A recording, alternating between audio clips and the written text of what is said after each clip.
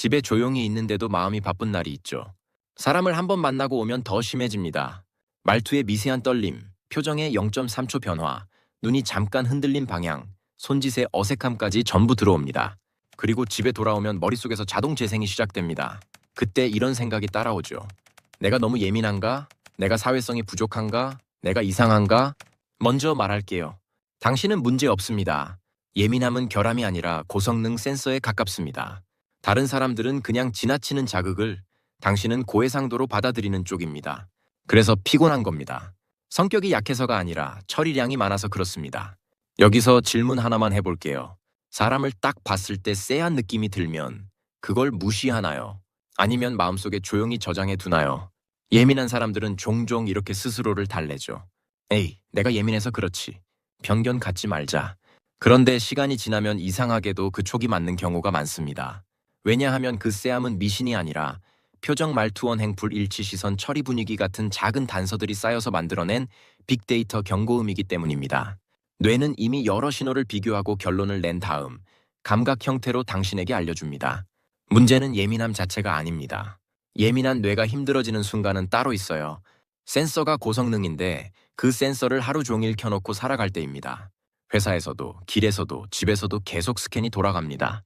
그러다 어느 순간부터는 좋은 사람과 나쁜 사람을 구분하는 능력이 아니라 모든 가능성을 시뮬레이션하는 습관이 됩니다. 머릿속에서 대응 시나리오가 수십 번, 수백 번 돌아가고 생각이 정리될 때까지 멈추지 않습니다. 그래서 밤에 누우면 또 이런 말이 나옵니다. 잠을 자야 하는데 생각이 안 멈춘다. 그러니 지금 당신에게 필요한 건 성격 개조가 아닙니다.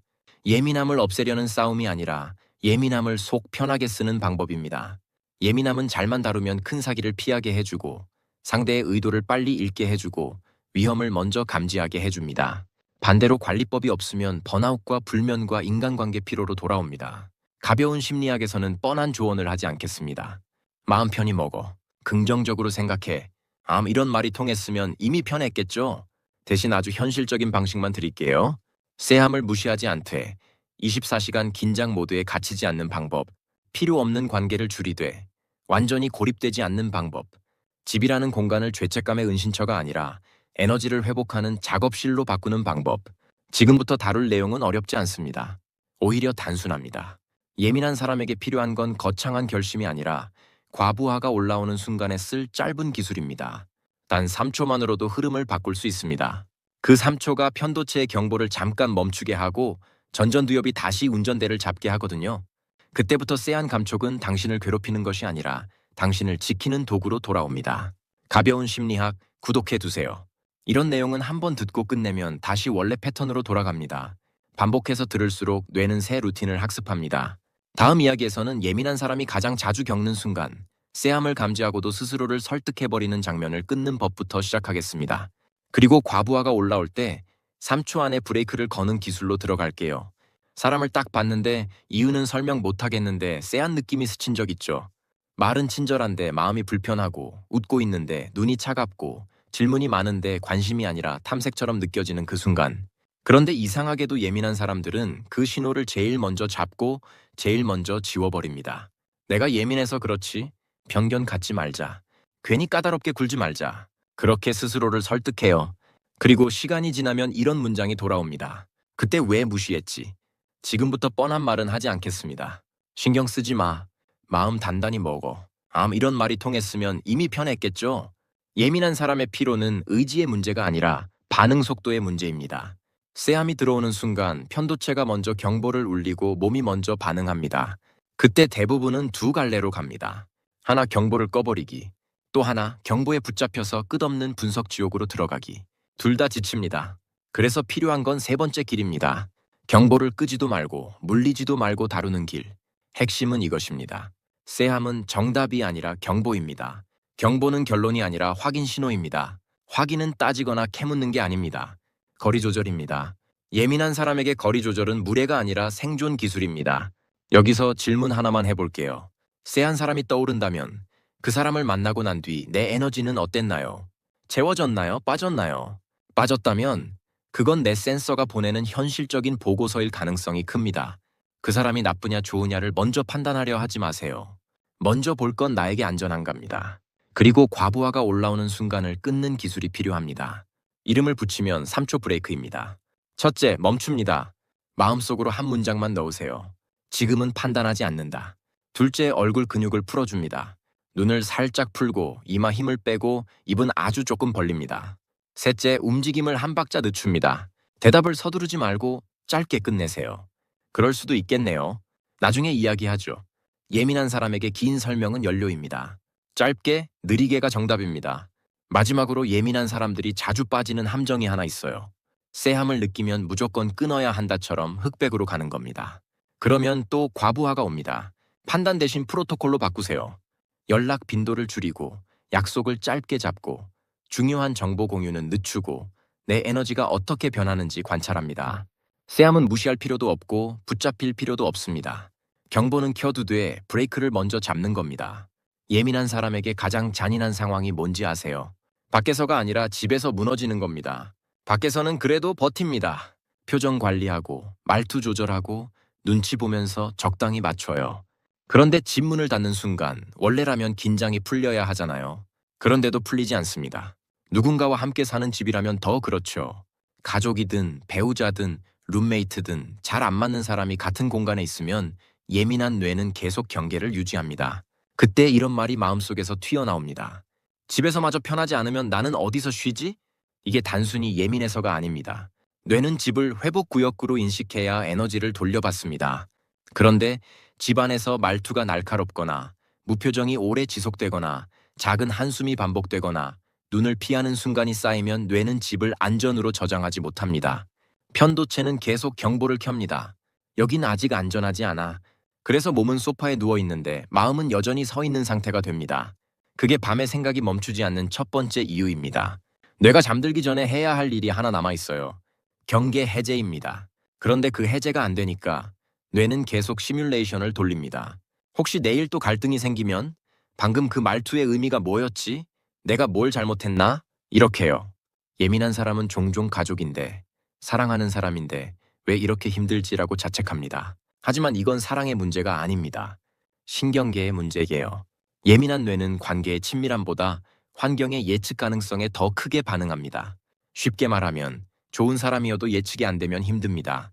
오늘은 다정한데 내일은 차갑고 말투가 들쑥날쑥하고 기준이 자꾸 바뀌면 예민한 뇌는 계속 대비합니다. 대비는 피로를 부릅니다. 그래서 집인데도 쉬지 못합니다. 그러면 어떻게 해야 할까요? 여기서 많은 사람들이 큰 결심을 하려 합니다. 대화를 해야겠다. 상대를 바꿔야겠다. 그런데 예민한 사람에게는 그 결심 자체가 부담입니다. 대화를 준비하는 동안에도 뇌는 또 수백 번 시뮬레이션을 돌릴 테니까요. 그래서 오늘은 더 단순하게 갑니다. 집을 치유 공간으로 바꾸는 건 거창한 해결이 아니라 신경계를 안심시키는 작은 장치부터입니다. 첫째, 집안에 내 구역을 만드세요. 방 하나가 없으면 의자 하나, 코너 하나라도 좋습니다. 중요한 건 크기가 아니라 일관성입니다. 그곳에서만 하는 행동을 정합니다. 예를 들면 그 자리에서는 조명은 낮게, 소리는 일정하게, 핸드폰은 멀리, 뇌는 반복을 통해 학습합니다. 반복된 조합은 곧 신호가 됩니다. 여기는 안전하다. 둘째, 빛을 낮추세요. 예민한 사람은 자극을 크게 받는데 그 중에서도 빛은 생각보다 강력합니다. 밝은 조명은 뇌를 계속 각성 상태에 묶어둡니다. 집에 들어오면 제일 먼저 조명부터 한 단계 낮춘다를 규칙으로 만드세요. 그 순간부터 몸이 먼저 내려옵니다. 셋째, 소리를 줄이세요. 여기서 말하는 소리는 음악이 아니라 입력입니다. 영상, 뉴스, 짧은 쇼츠 같은 빠른 자극은 쉬는 게 아니라 데이터를 더 쏟아붓는 겁니다. 집에 들어온 직후 5분만이라도 무소음을 만들어 보세요. 아무것도 듣지 않고 그냥 숨만 느끼는 시간. 이 5분이 예민한 뇌에게 이제 경보를 내려도 된다는 신호가 됩니다. 넷째, 관계 문제를 즉시 해결하려는 습관을 끊으세요. 예민한 사람은 불편함을 느끼면 바로 정리하고 싶어 합니다. 그런데 집안에서는 그게 더 큰 전쟁을 부릅니다. 그래서 원칙 하나만 쓰세요. 집에서는 당장 결론 내리지 않는다. 마음속에 이런 문장을 넣습니다. 지금은 해결 시간 아니다. 이 한 문장이 당신을 살립니다. 해결은 낮에, 컨디션이 있을 때 합니다. 밤에 해결하려고 하면 뇌만 더 뜁니다. 그리고 마지막으로 가장 중요한 것, 집이 편하지 않은 이유를 내 탓으로 돌리지 마세요. 예민한 사람은 환경의 미세한 변화까지 감지하는 구조입니다. 그러니 집이 회복구역이 되려면 당신의 신경계가 안심할 조건이 필요합니다. 그 조건을 만드는 건 이기적인 게 아닙니다. 생존 전략입니다. 다음에는 예민한 사람들이 사람을 피하면서도 죄책감을 느끼는 이유, 그리고 관계의 수가 아니라 밀도로 삶을 재편하는 방법으로 이어갈게요. 예민함을 줄이는 게 아니라 예민함이 들어갈 자리를 바꿔서 속 편해지는 방식입니다. 예민한 사람은 사람을 싫어해서 혼자가 편한 게 아닙니다. 겉만 있는 관계가 힘든 겁니다. 말은 웃고 있는데 마음은 계산하고 듣는 척하면서 자기 할 말만 준비하는 대화, 의미 없는 잡담이 길게 이어지는 자리. 그 안에 있으면 예민한 뇌는 계속 신호를 잡아냅니다. 누가 누구를 무시하는지, 누가 누구를 이용하는지, 지금 이 말이 진심인지 아닌지. 보이지 않는 기류가 너무 선명해서 결국 이렇게 결론이 나죠. 혼자 있는 게 낫다. 그런데 여기서 문제가 생깁니다. 혼자가 편해질수록 죄책감이 따라옵니다. 내가 너무 차가운가? 내가 사회성이 없는가? 이러다 외톨이 되는 건 아닐까? 이 죄책감이 예민한 사람을 다시 밖으로 끌어냅니다. 나가야 정상이라는 기준을 억지로 맞추려는 거죠. 그리고 나갔다가 방전됩니다. 다시 집에 들어와 누워서 생각이 시작됩니다. 그 악순환이 계속됩니다. 여기서 프레임을 바꿔야 합니다.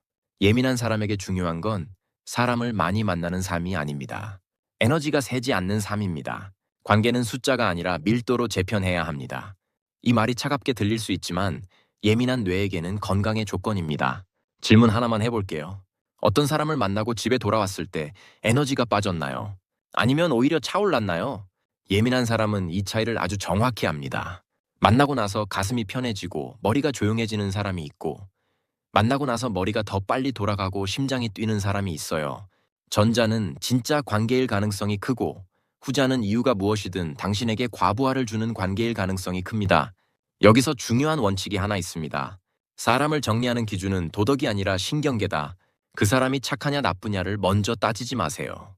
당신의 몸이 어떻게 반응하는지가 더 정확합니다. 예민한 사람은 머리로는 합리화하지만 몸은 거짓말을 못합니다. 만남 전부터 피곤해지거나 약속 잡힌 날부터 컨디션이 떨어지거나 만나고 나서 며칠을 회복해야 한다면 그건 경고입니다. 그 경고를 무시하면 예민함은 더 날카로워지고 결국 번아웃으로 이어집니다. 그럼 관계를 어떻게 재편하느냐? 거창한 선언이 필요 없습니다. 예민한 사람에게는 조용한 설계가 가장 강합니다. 첫째, 만남의 길이를 줄이세요. 관계를 끊기 어렵다면 시간을 줄이면 됩니다. 3시간을 60분으로, 60분을 30분으로. 예민한 뇌는 일정 시간이 지나면 과부하가 시작됩니다. 그 임계점을 넘기지 않는 것이 핵심입니다. 둘째, 장소를 고정하세요. 예민한 사람은 환경 변화에 에너지를 많이 씁니다. 낯선 장소, 시끄러운 카페, 밝은 조명, 사람 많은 식당은 정보량이 폭발합니다. 그러니 반복해서 가는 안전한 자리를 만드세요. 같은 카페, 같은 좌석, 같은 음료. 반복은 뇌에게 신호가 됩니다. 여긴 안전하다. 그러면 편도체가 덜 울립니다. 셋째, 대화의 주제를 조절하세요. 예민한 사람은 감정 쓰레기통 역할을 하게 되는 경우가 많습니다. 누군가의 불만, 험담, 하소연을 계속 받아내다 보면 집에 와서도 그 이야기가 머릿속에서 재생됩니다. 그래서 규칙을 하나 정하세요. 내가 감당할 수 없는 감정은 받아주지 않는다. 말은 짧게 해도 됩니다. 그 얘긴 내가 지금은 힘들어. 오늘은 가볍게 얘기하자. 예민한 사람은 거절을 무례로 착각하지만 거절은 경계입니다. 경계는 관계를 망치는 게 아니라 관계를 살립니다. 넷째, 연락 빈도를 줄이세요. 예민한 사람은 메시지 하나에도 의미를 잃습니다. 왜 이렇게 짧게 답했지? 이모티콘이 없네? 이런 해석이 자동으로 돌아가죠. 그러니 빈도를 줄이는 게 곧 생각을 줄이는 겁니다. 답장을 늦게 하는 건 예의가 아니라 신경계 보호입니다. 바로 답하지 않는다는 원칙 하나만으로도 삶이 가벼워집니다. 여기까지 듣고 이런 말이 올라올 수 있어요. 결국 혼자 살라는 건가요? 아닙니다. 예민한 사람은 사람을 싫어하는 게 아니라 형식적인 관계를 싫어할 뿐입니다. 그리고 당신에게는 소수의 충전되는 관계가 필요합니다. 두세 명이면 충분합니다. 그 몇 명과의 밀도를 높이면 나머지 관계는 자연스럽게 정리됩니다. 죄책감이 줄어들고 내 삶에 조용한 평화가 살아납니다. 마지막으로 한 문장만 기억하세요. 나는 관계를 줄이는 사람이 아니라 소음을 줄이는 사람이다. 예민함은 남들보다 세상을 더 크게 듣는 능력입니다. 그러니 당신이 해야 할 일은 귀를 막는 게 아니라 소리를 고르는 겁니다. 이제 다음에는 예민한 뇌가 밤에 멈추지 않는 이유, 잠들기 전에 레코딩이 돌아가는 메커니즘과 그것을 끊는 아주 짧은 루틴으로 이어가겠습니다. 밤이 되면 더 힘들죠. 낮에는 그래도 버팁니다. 일하고 맞추고 웃고 넘어가고 필요한 말만 하고. 그런데 불을 끄고 누우면 그때부터 시작됩니다. 오늘 누가 어떤 표정이었는지, 그 말투의 의미가 뭐였는지, 내가 왜 그때 그런 말을 했는지, 대답을 다르게 했어야 했는지. 아직 저장이 안 끝났어. 아직 안전 확인이 안 끝났어. 이때 편도체는 경보를 완전히 내리지 않고 전전두엽은 결론을 만들려고 계속 돌아갑니다. 그래서 침대가 휴식 장소가 아니라 분석실이 되어버립니다. 그러면 해법은 뭘까요? 생각하지 말라는 명령은 뇌가 가장 못하는 일입니다. 대신 시스템을 바꿔야 합니다. 예민한 사람에게 필요한 건 마음가짐이 아니라 종료 루틴입니다. 하루를 끝내는 신호를 뇌에게 주는 겁니다. 예민한 뇌는 빛에 민감합니다.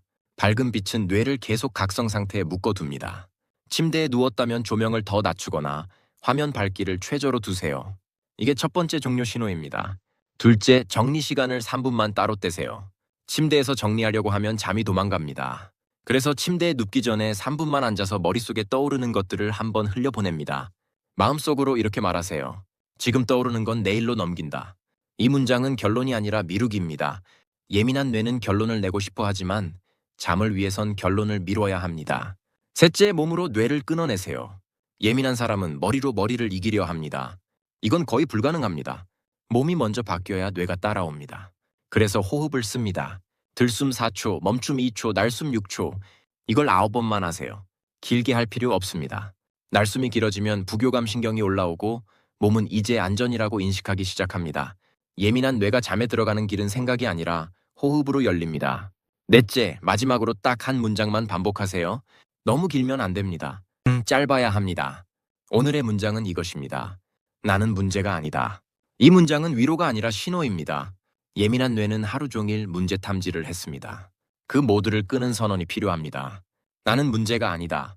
지금은 안전하다. 둘 중 하나만 고르세요. 매일 같은 문장으로 고정하면 더 좋습니다. 뇌는 반복되는 문장을 습관으로 저장합니다. 그리고 중요한 포인트가 하나 더 있습니다. 예민한 사람은 커피, 술, 짧은 자극으로 신경을 누르려는 유혹을 자주 느낍니다. 하지만 그건 잠깐 꺼지는 것처럼 보여도 다음날 더 큰 과부하로 돌아옵니다. 예민함이 나쁘다는 확신이 쌓이면 뇌는 더 예민해집니다. 반대로 예민함을 관리 가능한 능력으로 바라보면 뇌는 점점 안정됩니다. 결국 예민함을 줄이는 핵심은 감각을 죽이는 게 아니라 감각이 들어올 때 끝내는 법을 아는 것입니다. 마지막으로 이 시리즈 전체를 관통하는 결론을 한 문장으로 남기겠습니다. 예민함은 없애는 게 아니라 자리를 바꾸는 것입니다.